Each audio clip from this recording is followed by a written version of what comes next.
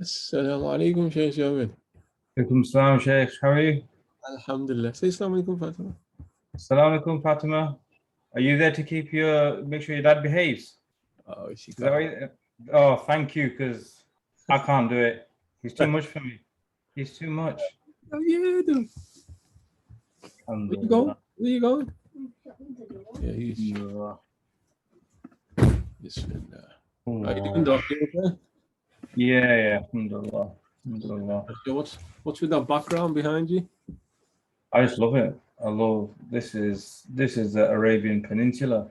Allah. MashaAllah. But it's really good because you can see the regions. You can see, like when you talk about the mountain ranges and the plateaus and stuff like that, it's hard to kind of picture sometimes. But here, if I move out of the way, you can see all the different sort of the Hijaz and we won't name that place, but yeah. Your favorite place, the Riyadh. Yeah. Tamam, inshallah. Anyway, we've already been put online. We're live on at the moment. So we're live on Facebook and we're live. So what's been troubling you so far? There's always something that agitates you, annoys you. We're coming close to Eid. So where should we take this discussion today? Although just before we start, I'm done at 9:30 because 9:33 is Maghrib here. So I need to go and get a quick bite before I've got a 10 o'clock class to go on to. So we have 1 hour on the dot. So inshallah. So whilst we're sort of reading some of these questions, there is one thing that's been annoying me is the sort of growing movement. We had this discussion last year as well, of people saying, I'm not going to do a sacrifice this year. I'm going to build a well or something, or pay for a well, or I'm going to plant a tree or some nonsense like that. And it's gaining traction amongst Muslims. Yeah, I was going to ask you that. The only day they decide to be vegan is Baqreed. Baqreed, man. Yeah, because that's how annoyed I am. I'm going to say Baqreed. Honestly, I'm just wondering though, like, does it have much of a traction? Does it have much of a following or not? It's gaining more traction than it should. It's not. I'm not saying it's a majority of people, right? But this idea. Now, I know, as you've taught us, that in other madhabs, the sacrifice is sunnah, not like wajib. But even then, if you want to, there's a specific practice. If you want to do it, surely that's how you do it, as Allah subhanahu wa ta'ala, the Prophet sallallahu alaihi wasallam, the companions and the people who took from the companions did it. But now coming and kind of feeling, sort of speaking as if you're more moral, more ethical than these people, that troubles me. Just on that point though, the view of the majority, which is that it's sunnah, does not detract from the fact that it's sunnah to sacrifice. It does not mean that there's an alternative. It does not mean that. And that's one of my teachers, Shaykh Muhammad Haddami, in the Mauritanian scholar, he made that point. He said, we're not saying that there's an alternative, that instead of sacrificing, you give some money or you give something away. He said, it just means that it's not wajib as the Hanifis consider it wajib. But yeah, anyhow, that is a concern. Allahu A'lam. Anyway, let's start, because we didn't officially start. Bismillah ar-Rahman ar-Rahim. Alhamdulillahi Rabbil Alameen. Sallallahu ala Sayyidina Muhammadin wa ala alihi wa sahbihi ajma'een wa ba'd. Before we start, just to offer you condolences and commiserations on Sunday. I'm sure that you must have been feeling it badly, especially with those penalties. So I hope you've recovered now from the pain and the grief and loss. You're talking to me? I'm talking to you, mate. No, I was supporting Italy. Don't you know that? Why would you do that? Come on, brother. Well, firstly, I like pizzas. You have not got right? an Italian I like passport, pizza. Jimmy. You may be an Indian immigrant, but you've not got an Italian passport. But I just think, you know, what annoys me about England is they're just unrealistic. They're unrealistic. They are the Burnley of international football. They can play some good games, but they're never going to win anything ever. So, you know, it's, you know, yeah, that just annoys me. That, you know, and their fake captain. Anyway, let's go on to some questions. Let me start doing some questions. Yeah, Let's do some questions. Let's go to the third one. Majid Khan. Majid Khan, wa alaikum assalam wa rahmatullahi wa barakatuh. Are you allowed to go on Hajj if any of your parents haven't been, obviously from a fiqh angle and morally? Tfaddal, Javed, Dr. Sheikh Javed, how would you answer that? Hajj is a personal obligation. So if you've not done it, then you need to do it. If you have done it and you've got money for Hajj, you can go a second time. Your parents are not connected in this regard. You could give money to your parents and you would be rewarded for that. But, you know, your parents won't be held accountable. What's the hadith that says when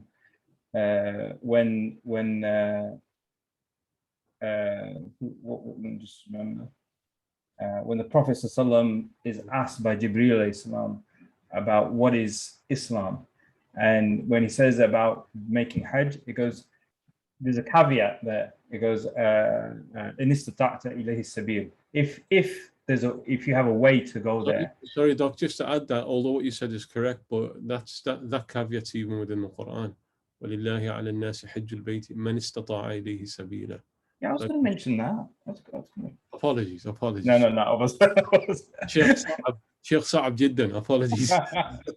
Yeah, so, you know, religion is easy from a perspective. It's amazing. Allah just made it so easy. You have to do it, but yeah, if you can do it, yeah, then. Okay, so on Majid's question then.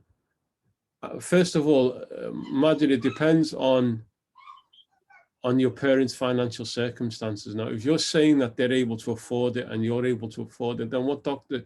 Javed mentioned is absolutely correct. Then each one has their own duty. But I'm assuming from this that your parents can't afford it, so they don't have the money to go.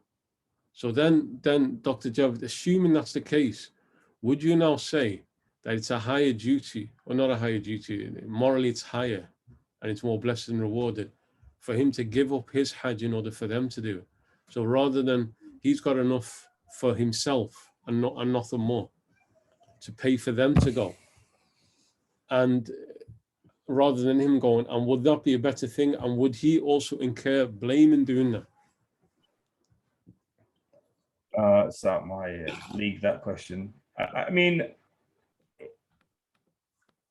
there's an opinion that you've got the whole life to do your Hajj. So if he's got money and he knows that he's going to get more money later on, and his parents won't have that ability to get that money, then maybe there's, you know, that is going to be more rewarding if that's his sincere intention.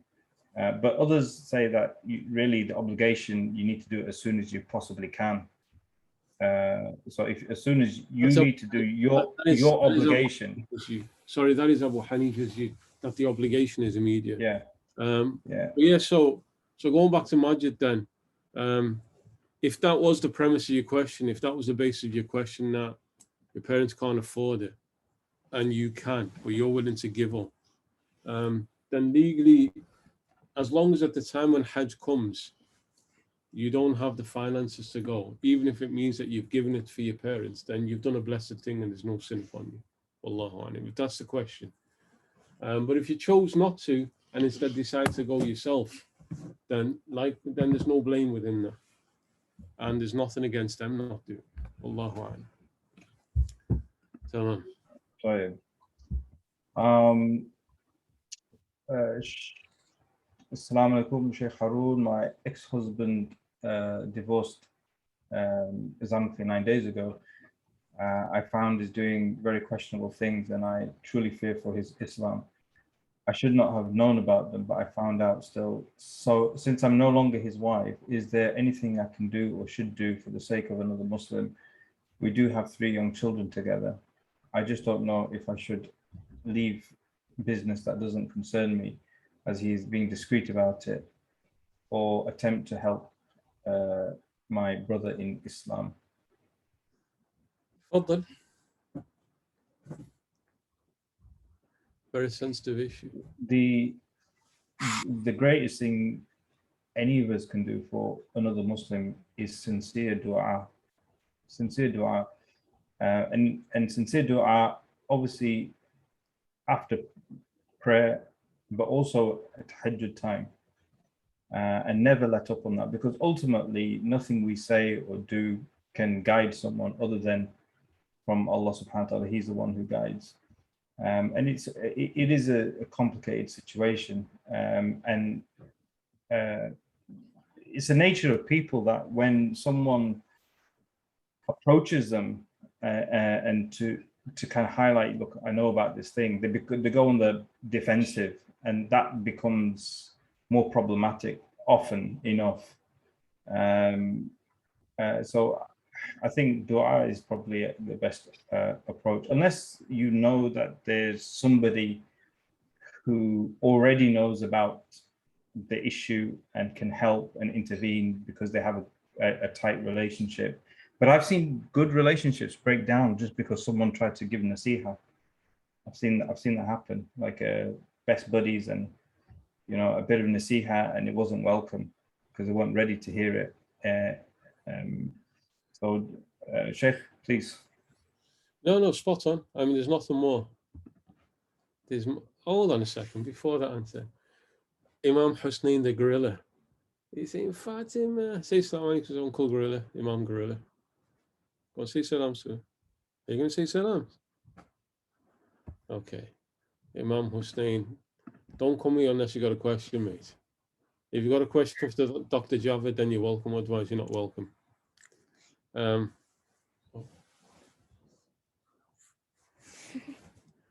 Okay, yeah, no, so my answer would have been pretty much the same as Dr. Javed. Weak minds think alike, right? But sister, in this situation, you need to think about how you can convey a message to him without provoking a situation, because you're his ex. Because you're his ex, it's going to be taken far worse than anybody else coming, and it could easily be seen as a vendetta that you got against them, anything like that. So just be careful. So just be careful about how you do it. And as Dr. Javed mentioned, make sincere dua, especially protection of his faith. And there's a more personal issue there, which is that if his faith and his practice is weakening, then it's going to affect your children, because you'll still have contact with them. So that will pass on. So make a lot of dua for him, that Allah subhanahu wa ta'ala guides him. And at the same time, look to see if there's anybody who can pass a message through to him, without it coming back to you. Otherwise, there will be a probable backlash there for you. Allahu Akbar. All right, let's do one second. Fatima, no. Assalamu alaikum, Fatima. Say salam to everyone.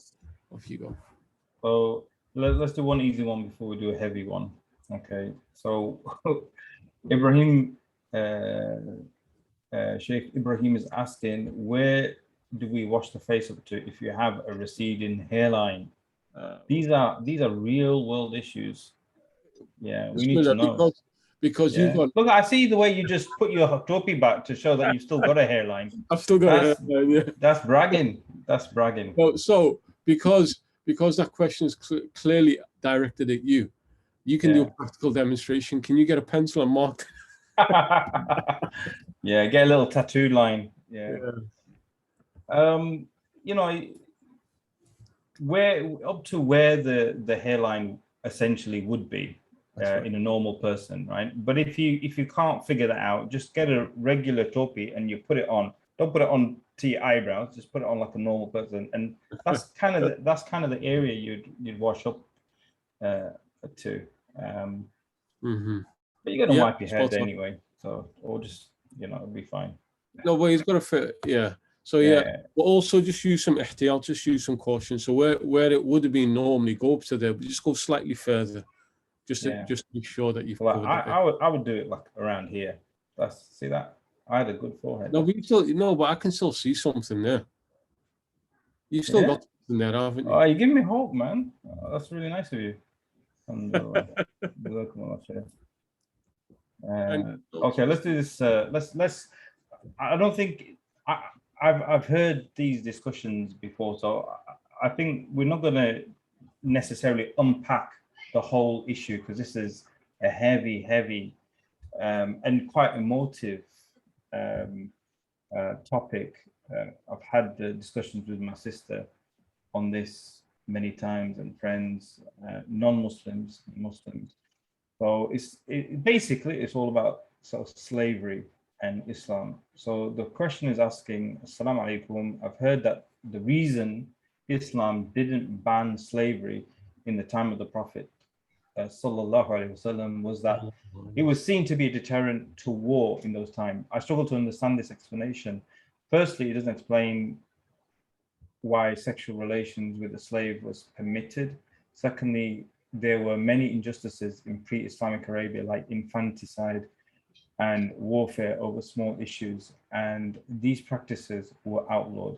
So why couldn't slavery be abolished also? Finally, even if the reason was to prevent war, why were the Islamic nations like the Ottoman Caliphate and then Saudi Arabia, for example, some of the last places in the world to abolish slavery? Why did you skip developed?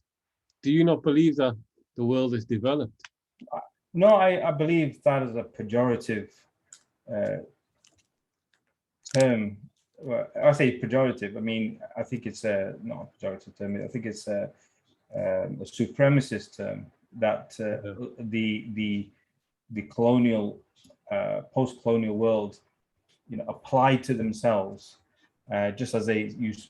What's the opposite of developed world? Third world, right? Or just simple underdeveloped world. Yeah, and why is it underdeveloped? Because you destroyed it. Yeah. Because you completely destroyed it, and you stole the resources and just milked those countries dry. And one second before you continue your lecture, Kay Shaukat, if that's Kim Shaukat, and if Kamal's there, Jazakallah khair, and this was a gift from Kamal, who's one of the young lads at Rawdah. So I'm using his miswork live on the Rawdah Trust Q&A first time. Jazakallah khairan, Kamal. Carry on. So anyway, let's not dwell on that. Tell us about slavery and Islam. I mean, I've not heard that reasoning before. Have you heard it before? I've never heard that, and it makes no sense whatsoever. Yeah. It makes no sense as a deterrent of war. In those times. I'm not really going this is a subject I don't like discussing because people are too fragile in their faith to discuss a lot of things. Yeah. And people, because their worldview is being shaped by other than the Quran and the Sunnah, so there's a lot of aspects of Sharia of the Lord of God and Messenger that they're not comfortable with. And I prefer sometimes not to answer them, not because there's no answers, but because people aren't ready for the answers. Yeah. And as we're told, I think from Sayyidina Ali, خاطب الناس على قدر عقولهم, speak to people according to the level of their understandings. And I'll tell you, the answer that's mentioned by the ulama straight, most Muslims now would not like it. So I'm not going to mention it. Instead, read the book by Jonathan Brown, Professor Jonathan Brown, Slavery in Islam. That's the best book that there is on that subject. But as a simple answer, it was not abolished by the Prophet because Allah and His Messenger, they confirmed it. There were many things pre-Islam that were abolished. Slavery wasn't abolished, and so it became a fixed rule, an unchangeable rule. So that's the reason why. Okay, now the developed world have taken her out. As Dr. Javed rightly said, developed quote marks. So in the modern era, it's abolished, even though according to some, I can't remember recently, but I remember like a long time ago reading, there was a United Nations report saying that there's more slavery in existence now in the world than at any other time in human history, but it's used under different terms. Sex slavery is rampant across Western Europe, where you can actually buy human beings, and buying and selling children. It's rampant across the world. So to say it's abolished, it may be under the letter of the law it's abolished, but it's practiced across the world now. Allahu alam. So it's not something that Islam abolished. It's there for a reason. Want to know the reason? Strengthen your iman in Allah and His Messenger, and take Allah and His Messenger's word as the absolute, and then be ready to receive it. Without that, Allahu alam. I mean, do you think that all slavery is the same? What I mean by that is the relationship between the slave in the Arab world and the slave owner is a curious one. I mean, because growing up, my whole exposure to the idea of slavery is what the Europeans did to the Africans. At that time, you don't know what Muslims did in terms of slavery, and then you think of what happened in North America, South America, and the unspeakable things. I mean, things that your mind couldn't imagine, and they did those things to the slaves in America. So we grow up with that, and it seems horrifying. But what I always find strange is when reading the history of the Arabs, pre-Islam and also after Islam, is how slaves, when they're freed, they still maintain their ties and allegiance with their Mawla. Yeah, they kind of are supporters of their slave owners, which kind of, if you look at Afro-Americans, you'd think that the first chance they get, they would want to finish off their slave owners for what they did to them. Whereas here, they would, political allegiance in war and all sorts of other things, they would ally themselves with the tribe of their owners. And there are so many companions who were slaves, but you don't really hear them talking about slavery in a big way, like, oh, this was really bad, or this was, I think the experience is a very different. It's a proper relationship that they have, slaves and slave owners. Yes, people could have been mistreated. Sayyidina Umar, when I think it was the mother of Sayyidina Bilal. This was before he became Muslim. I mean, he beat her for being Muslim. But generally speaking, do you think that there was this negative association, by slaves in those days? It's a lengthy subject. It needs because what you said has some basis to it, but there is a counter that even though what the Western world did was horrific, but there are accounts of some of the horrors of what Muslims used to do as well. But you could say that about marriage. Sure. You could say that about family. Sure. You could say that. So does that negate the what do you call it? The institution of marriage, because there are so many countless examples of domestic abuse. No, accept. I don't know. You don't feel to me. I accept it. I don't know. Anyway, let's. But yeah, if Rawdah can post a link to that book that you mentioned by Jonathan Brown, please, that'd be really useful. It's a beautiful work. It's an excellent academic, scholarly work. Professor Jonathan Brown, Slavery in Islam. Yeah. Will it come home before the time of Imam Mahdi? Will what? Oh. It's coming home. That's what he's got. Come on, bro. As Dr. Javed said, why are you so anti-England? You immigrant, you. on that. I'm not anti-England. I just think I don't like people Well, being it's simple. unrealistic. Yeah. Okay. I'm just going to switch here now because I'm actually following on Facebook, and Jazakallah khair Naeem Siraj. He says, Naeem Siraj wa alaykum salam wa rahmatullah. He says that he's Shadab's cousin. And and I was at the funeral there.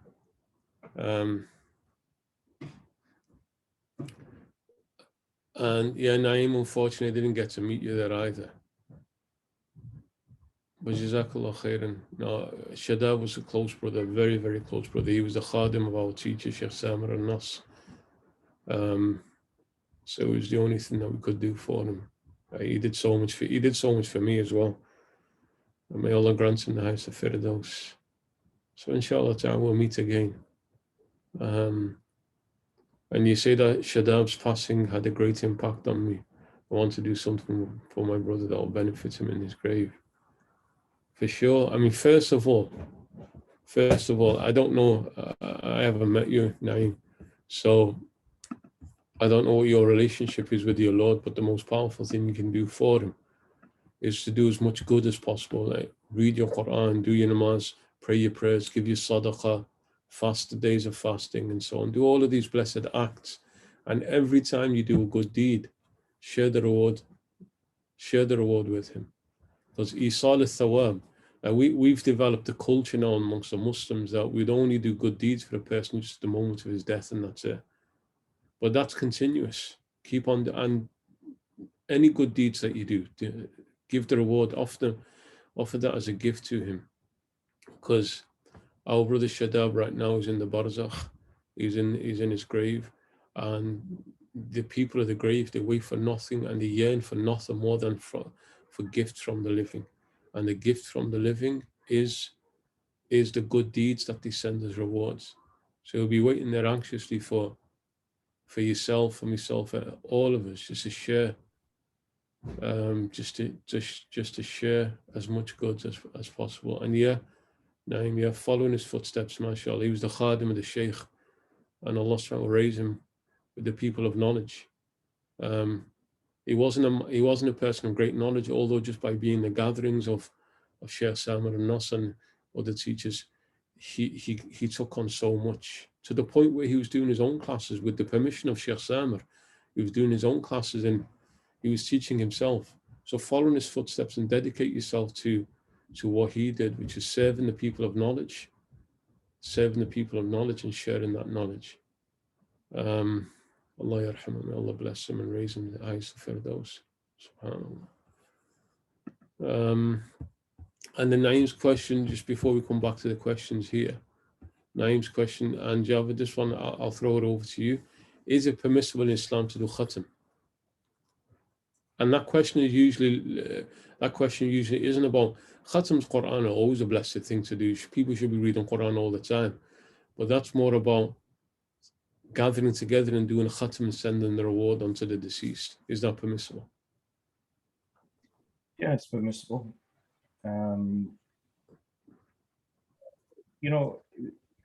One of the, in fact, he was a Deobandi Maulana. I asked him a question, and his response was, "Where's your evidence that it's not permissible? You can't just say something's not permissible because you haven't got some direct description of that act, to validate it. You need a proof to say something's permissible." And so on that point, just to interrupt you there, but that's the key point, because those who condemn it are coming from a very different, and it's the opposite. They come from the opposite viewpoint. They're saying there's nothing in the Quran and the Sunnah confirms gathering to recite the Quran and passing the reward on to the deceased. And so that's their principle. You cannot do it unless you can prove it. But the principle of the Imams of Sunnah is not that. وَمَا نَهَيْتُكُمْ عَنْهُ فَاجْتَنِبُوهُ. The Prophet said, whatever I've forbidden you from doing, avoid doing it. So did the Sahaba gather together and recite Quran and send the reward on to the deceased? We don't have dalil for that. Did they used to send on rewards for actions? Yes, we do. We have it in Hajj. We have it in Sadaqah. Hajj and Sadaqah is confirmed from the Prophet. And then, as Dr. Javed mentioned, anybody who said it's not allowed to do khatams, so where's your dalil? Where's your evidence says that it's not, it's forbidden? If they're going to say, where's your evidence to prove it? Say, it's not upon us. It's not upon us to prove it. As long as it's a good action that's within the general boundaries of Islam, and reading the Quran isn't from the Sunnah, it's from the Quran and the Sunnah, giving reward to the deceased is from the Sunnah. So we have it generally. There's nothing to forbid it, so it's all good to do. So keep on doing it. I remember Habib Umar mentioned, it was in a different context about a different issue, but the way he framed the answer was amazing. He was talking about majalis, and majalis are permissible, gatherings are permissible, unless what is in them changes that ruling. So he says, if in a gathering you're doing praiseworthy things like dhikr and Quran, then the gathering itself is praiseworthy. If you're doing simply permissible things like eating and watching Liverpool smash, Man U, then that's it's not permissible. Permissible. That's permissible. Don't be downgrading something. Listen, watch a Liverpool smash. I'm just trying to be unbiased here, and don't. And if what you do in that gathering is problematic and sinful, then the gathering becomes sinful. Like, for instance, you could say Sekhatam. So in principle, we say there's no problem with that. But if there's free mixing, and someone's hanging around where all the women are, then that's a problem, right? Listen, so, bro, what's your problem with free mixing, man? We all mix, don't we? Come on, man. There's white, brown, black, pink, yellow. We're all mixing. Yeah. Come on, bro, man. Come on. You need to chill a bit. Okay. So anyway, I like the way he framed that answer, and you can apply it to these things. So let's move through some questions. I've got one there for you, which we'll come back to. I'm gonna put that in front of you. But let's go back to Majid Khan. Let's ignore Husnain. Husnain, do one year. So Dr. Jav, this is for you. Is it okay to pray with half sleeve top or t-shirts, as I work with half sleeve tops during work? It is indeed. Look, all right, can you see? Sorry. Yeah. No, hold on a second. Dr. Mashallah, you're a great man. I love you a lot. But you're not a Hujjah in Sharia. So you start waving your arms up and down. It's not a proof in Sharia. No, it is. It is. The issue is rolling up your sleeves, right? Or even rolling up your trousers. That's what becomes problematic. So if you've done wudu and you've got full sleeves and then you roll them up, do wudu, or you got a jumper on and you just pull your. So if I want to pray like that, if I prayed like that, you're saying that's makruh? Yeah. Okay. From what I've understood, unless I've understood it incorrectly. No, you're spot on. Yeah. So that's the issue. But if it is in itself, the garment itself is like that, then there's no issue. Isn't there an issue though in showing your arms whilst you're in prayer? I'm not aware of anything. So so Majid, mashallah, Sheikh Dr. Javed, mashallah, spot on as ever. So it's. I know some people. I have heard some people say that if you fold it really neatly, very neatly, then it's not a problem. Have you heard anything like that? I've not heard of that, but I can understand why they're saying it, although it still doesn't hold, but I can understand why they're saying it. So just go back to Javed. Half sleeve or t-shirts are fine. Even if you're flexing your biceps, it is mustahab. It is preferred when you pray that you cover your arms, shoulders and arms, but it's not wajib. It's not a requirement to do so. It's the upper body that needs to be covered. And then, as Dr. Javed mentioned rightly, it's makruh tahrim. It's severely disliked to fold. The folding is what's the problem. It's not the uncovering of the arms. That's better to cover. It's the folding that's the problem. So you keep those biceps flexed while you're in prayer, mates. Ibrahim. So again, Dr. Jav, this one's for you. Do the sunnahs and Fajr and Maghrib remain mu'akkada during Safar? Mu'akkada is mu'akkada. That's not going to change. What changes is you get the rukhsa, right? So the rukhsa is that you don't pray 4, you pray 2 of the fard, and the rukhsa is the mu'akkada. You can choose to pray them, or you can choose not to pray them. Hold on. You just not made any sense there. You Have I said not? there's mu'akkada, so you can choose to pray them or not to pray them. No, meaning the prayer itself is like fard remains fard, sunnah mu'akkada, but for the traveler, right, he has a rukhsa. Because of the rukhsa, he doesn't have to pray. No, you're contradicting yourself now. If you say it's mu'akkada, it's emphasized, which means that you shouldn't really drop it. But now you're saying it's okay. No, but your answer is correct. It is yeah. optional. It's optional. Yeah. But yeah, then saying sunnah mu'akkada is still sunnah mu'akkada, but it's optional. That's contradictory. So the answer, half of what Dr. Javed said was correct, which is that it's optional. There are some views in the Hanafi madhab that state that the sunnahs of Fajr and Maghrib remain as they are. There are some views that say that. But the Mu'tamad, the stronger view in the madhab, is that all sunnahs become equivalent to a nafil when traveling. So what must be prayed, obviously, is the fard and also the witr. The witr, that remains as it is. Wallahu a'lam. Tell you what, female companions. Oh yeah, that was the one that I wanted for you. That's your one. It's not female. Okay. Note the wording. The sister's asking you the question. Were there any feminine Sahaba? Not feminine. So again, sister, we need clarification. Right. Feminine, do you mean like feminist?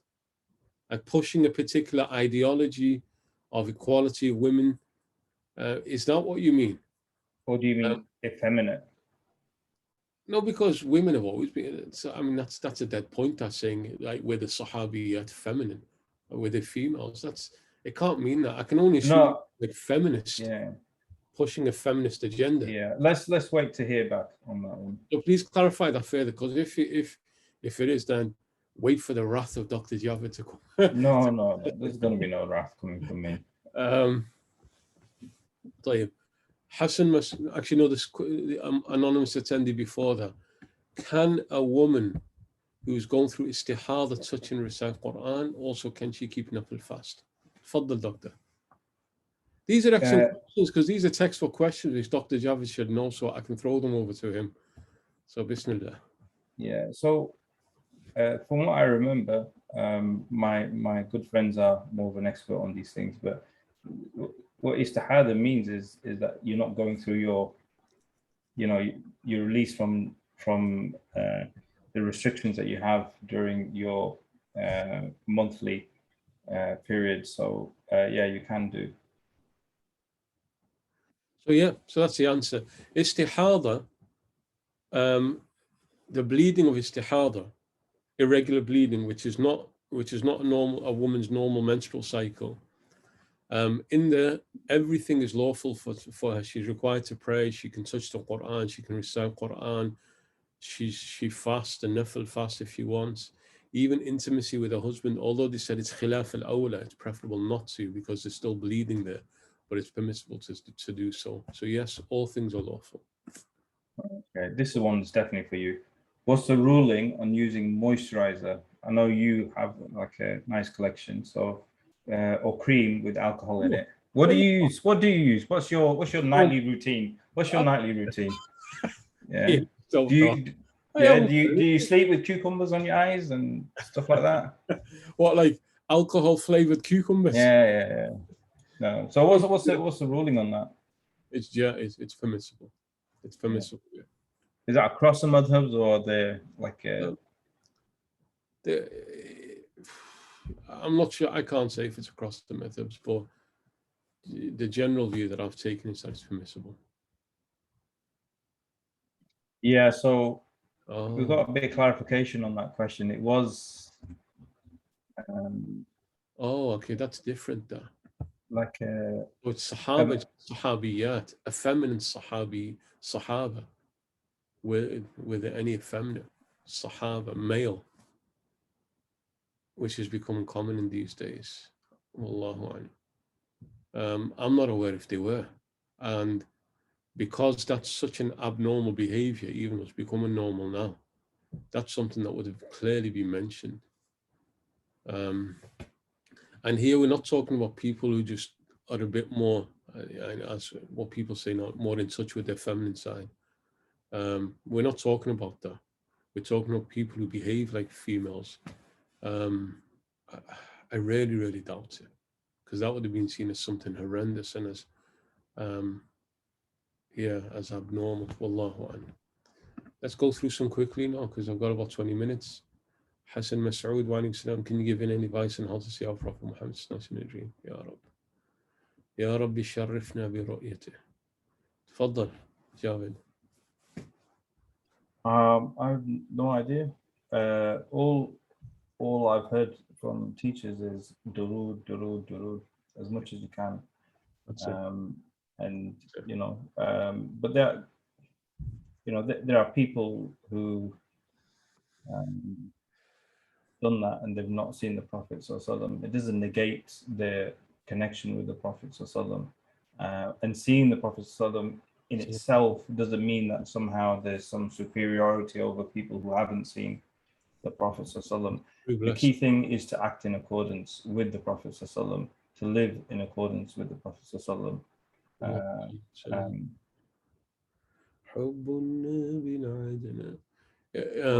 Hassan, it's about filling your heart with love of him, because you see in your dream what you love more than anything else. So before going to sleep, have a wird of salawat. Before going to sleep, have a wird, have an amount of salawat. Some of our teachers, they advise, before going to sleep, say, Ya Muhammad, 22 times, and inshallah ta'ala, you do it consistently, you will see, inshallah ta'ala. But then, as Dr. Javed mentioned, it's a gift that Allah subhanahu wa ta'ala blesses some. And inshallah ta'ala, Allah blesses all with that. من رآني في المنام فسيراني في اليقظة. Whoever sees me in dream will see me in a waking state. Ibrahim has got a question on Eid, because this year Eid will be split, and so the day of Arafat will be split. When we fast on the day of Arafat, Allah forgives the sins of the previous and coming year. As the day of Arafat is split, will some people miss out on the blessings of this day? No. Everyone according to what they're doing. So there are those who will be, first of all, for those who do it on the later day because they followed like local sightings based in Morocco, for example, not Husnain's Nottingham sightings, where he never sees anything anywhere. Allah, what he's doing out there. So more like Morocco sightings or countries nearby where they did not see it, and so they started a day later. That's perfectly valid and it's perfectly acceptable, and you should not fall into the trap. Many people, and I've had this question over the last few days, that how can it be the day of Arafah for us on the Tuesday when the Hujjaj, they're on Arafah on the Monday, and they're going to be doing the rites of the 10th of Dhul Hijjah on the Tuesday. So how can we be doing it? It's simple. Your Hajj is, sorry, your Arafah and your Eid is not tied into the Hujjaj. It's not tied into the pilgrims. So you do it on your day, and others will do it on the day early. So for some, Monday will be the day of Arafah. For others, Tuesday is the day of Arafah, and inshallah ta'ala, Allah subhanahu wa ta'ala wasi' ar-rahmah. Allah subhanahu will grant both. He'll grant both what they're searching for. Wallahu But the fasting on the day of Arafat and even the days preceding it, and Eid al-Adha predates the obligation of Hajj, right?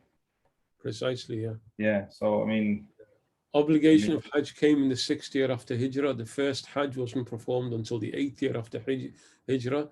Eid was done, and these fasts were done like years before that. Yeah. So yes, there's no issue. And one last point on that, just to lift the confusion, inshallah ta'ala, on that, which is for those who doing the Eid on the later day. So you'll be fasting on the Tuesday while others will be doing Eid on the Tuesday. I've had people coming like concerned that we're not allowed to fast on the day of Eid. So how can we do it when it's their Eid? But that's a simple. It's their Eid. It's not your Eid. And Alhamdulillah, al-ikhtilaf wa rahmah. And the likes of these differences are mercy, because it means you get to celebrate two Eids. You can go and visit your in-laws, go and visit family members, and have two Eids. So it's all good. Don't worry about it. Don't stress yourselves about it. Just going back to Facebook, Naeem on Facebook, and this is Shadab's cousin. He says, and I'm going to throw this over to Dr. Jav. Can you tell me during Dhul Hijjah which day should be fasted? The first 9 days of the Hijjah. Ideally, if you can, Ideally, yeah. so first, the second, right through to 9th. First, second, third, all the way up until the 9th. The most important day is the 9th, because the Prophet, which is the day of Arafah, because the Prophet said it wipes away 2 years of sin, the last year and the coming year. But also, he sallallahu alaihi wasallam told us that every single day of Dhul Hijjah, so from the 1st up to the 8th, is equivalent in reward to 1 year's fast. So it's like you fasted for a whole year. So do it, and Naeem, fast these coming days, and definitely fast on the day of Arafah, and you get the reward of doing it, and also then grant the reward or gift the reward to Shadab. Do this as a blessed act on his behalf. Just to remind us, were these fasts originally, were they fard before Ramadan, the fast of Ramadan? Were they fard, these ones? No, the 9 days of the Hijjah, no. The fast that were fard that I mentioned, Ashura, the 10th of the Hijjah was, the 10th of the Hijjah was, sorry, the 10th of Muharram, that was a fard fast, and also 3 days every month. Right, they would okay. fast that were obligatory, that would then lowered in status by the fast of Ramadan. Okay, let's go to Hassan Masood. Hassan Masood's doing wudu with his knees shown. MashaAllah, Hassan. You haven't got a pair of trousers. So is his wudu okay? Yeah. Because is your ghusl okay in the bath, you know, when you have a shower? Dr. Jav, I'm going to take it a step further then. Yeah. Hassan, he is stark naked. Stark naked. Can you do a wudu? Why not? Why not? Don't be encouraged to start stripping down. Yeah, no, I'm not encouraging. I'm just saying it has no connection to the validity. Like that would mean that when you undress to get into your pajamas, that it would break your wudu almost. That, I mean, if you follow that logic, I'll guarantee you there's some who believe that undressing breaks your wudu. I'll guarantee you that. Even that's totally stupid. That is. Apology if anybody here listening believes that. That's totally absurd. Yeah. But yeah, so no. So Hassan, yeah, it's valid to do so. Unless your knees are bleeding. I'm just kidding. I'm just kidding. I'm being silly. Assalamu alaikum. Some Mawlids people put a chair out, decorate, and say the Prophet will sit there, and they will also cook cake. And I feel this makes a mockery of these. I've never come. I've heard that, like those who attack the Mawlid, that's one of the things they always drop about it. But I've never actually seen or heard that happen. I don't know, Allahu A'lam, whether I'm still living in some like. This is what we need, Imam Tiago, Imam Hussein. Does he do that? He puts a chair. No, but he knows about these things. He puts a chair out for himself, mate. Yeah. Okay, let's go on then. Sister Zahid is asking, Assalamu alaikum, you mentioned it's fine to recite Surah Mulk whilst in a state of major impurity. You know, if it's like, I think, into the will. Menstruation. Yeah. Can I please check whether this is advised by Shaykh Samir? So essentially, she's saying she doesn't trust you, and she wants to know what Shaykh Samir is saying. I was always under the impression that it was forbidden because it's a large passage of the Quran. But then recently, one or two of my teachers, they corrected that and said there's nothing in the madhab that says, because there's another intent, it's about protection. It's not recital of Quran for the sake of Quran. What's clearly forbidden, recital Quran for the sake of reciting is forbidden. But this is with a niyyah of protection from punishment to the grave. So I was under the impression that it wasn't allowed. But then recently, two of my teachers, Sheikh Salih Murabi, who's in Turkey, he said it's allowed. And then also, and I was planning to do this. I haven't heard this directly from Sheikh Samir, but Sheikh Muhammad Khalaf, who's Mashallah, he's a scholar in his own right, but he's also very close to Sheikh Samir. He also said the same thing. But I was planning, he's actually in Medina right now, so inshallah ta'ala, when he goes back to Damascus, inshallah, I'll ask him to ask Sheikh Samir directly that question. So I've not heard that from Sheikh Samir directly. Wallahu a'lam. Ibrahim Salkit, yay or nay? He's a bit too defensive. England would have won if he'd gone all out attack. England would have won. He doesn't know what he's doing, man. This is a solid nay from me. He's a nice guy. Don't get me wrong. I'm not saying he's not a nice guy. Hold on. Klopp's a nice guy, but he can actually win. He can actually win. Yeah, I'm not saying he's not good because he's a nice guy. I'm not faulting him for being a nice guy. All I'm saying is, on a personal level, I have no issue with him. But it's almost like he reads the Mirror or some other, what other pundits are saying, and then makes his plan according to that. I don't think he's really got a proper strategy, because both in the World Cup and the Euros, they barely played anyone of note until the latter stages. True. Although, Dr. Jav, I'll say in world football, there's not many teams of note. There's not many. No, and it's championship level football, as my friend says. There's not many outstanding teams at the moment. There isn't. A lot more European Champions League teams that are a lot stronger than Nations League. Yeah. But that's how it's structured now.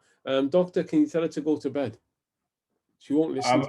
I'm too frightened. I'm not saying anything to her. Well, say it to her, because she scares me. No.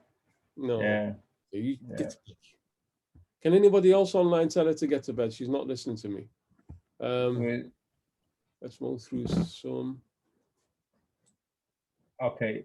Is salary money in this country, like NHS, is it halal for Qurbani, Umrah, Hajj, etc.? Yes, it is. Yes, it is. Yeah. I mean, don't open a mad can of worms with that one. Yes, it is halal. Yes, it is. Okay. On that, Shubha, there's major issues for sure. There's major issues with it. Is it haram? No. No, Allah, it's not haram. It's halal money.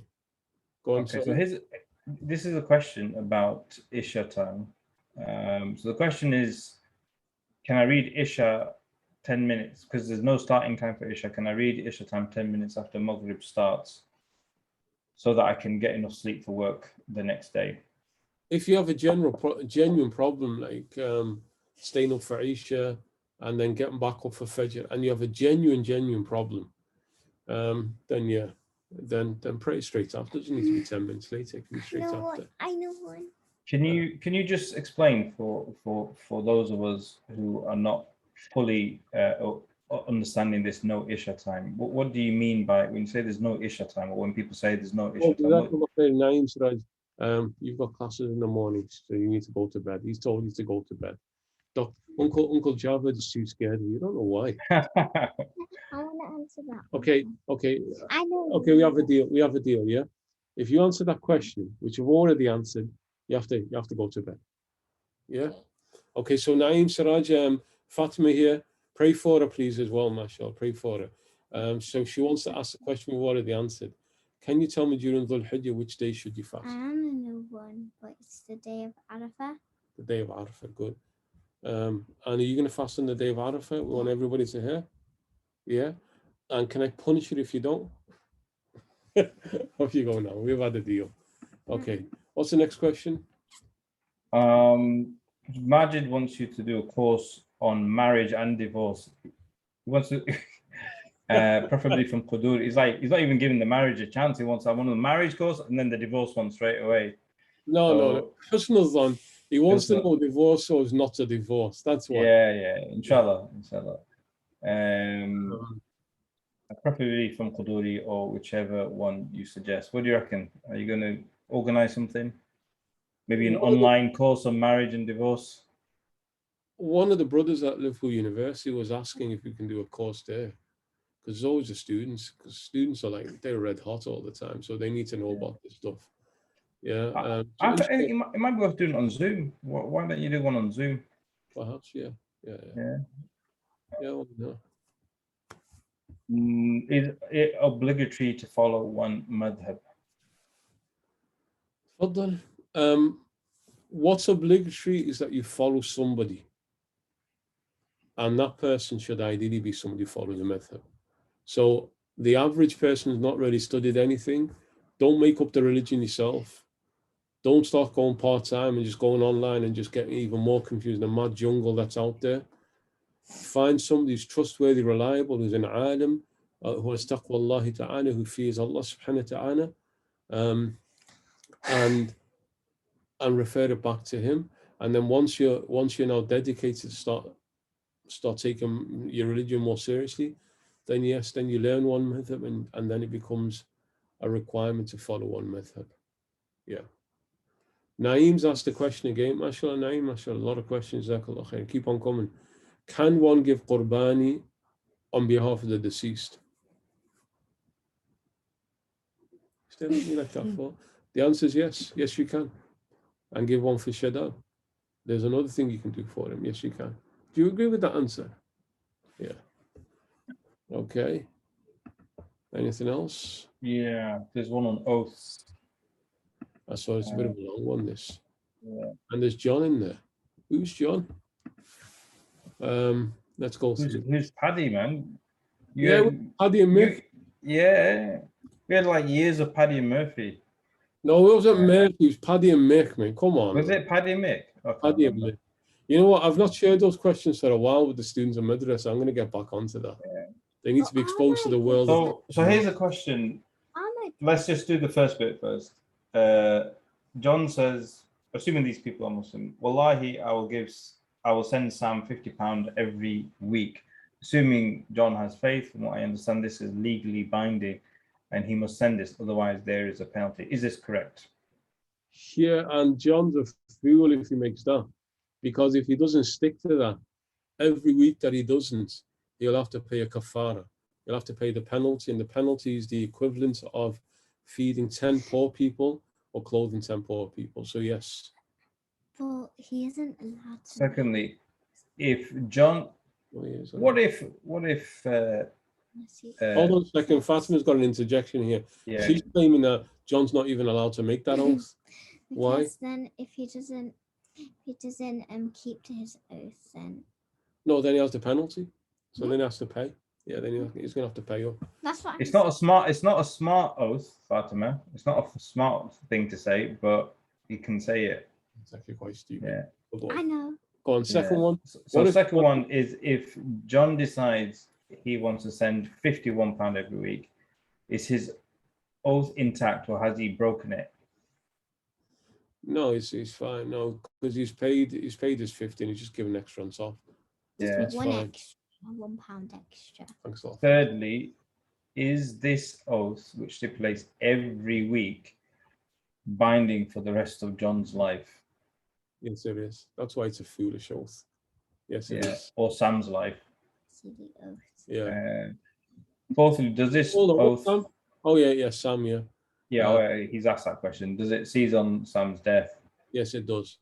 And also on John's John death. will be like cutting the brake lines on his car and you know what I mean? Doing all these things. He's trying to do a job on that. Yeah. Fifthly, if John forgets to send it on one particular week, is this a violation of the oath, and will a penalty be due even if he makes it up by sending £100 the following week? No, it's a violation of the oath, and he has to pay the kafara. Although, just having said that, for this person, like, the kafara is actually cheaper than that £50. So it might actually work out if he just kept on breaking the oath. It actually could turn out to be easy for him. Yeah. But there's sin involved, right? وَاحْفَظُوا أَيْمَانَكُمْ. It's not necessarily sin, because the Prophet, he said, if a person makes an oath and he sees that doing other than it's better than that, then he should do other than that. So it's not sin. Finally, can a general perceived everlasting oath like this be terminated by Tawbah? No. Statements that are uttered can't be retracted. So no. Wallahu a'lam.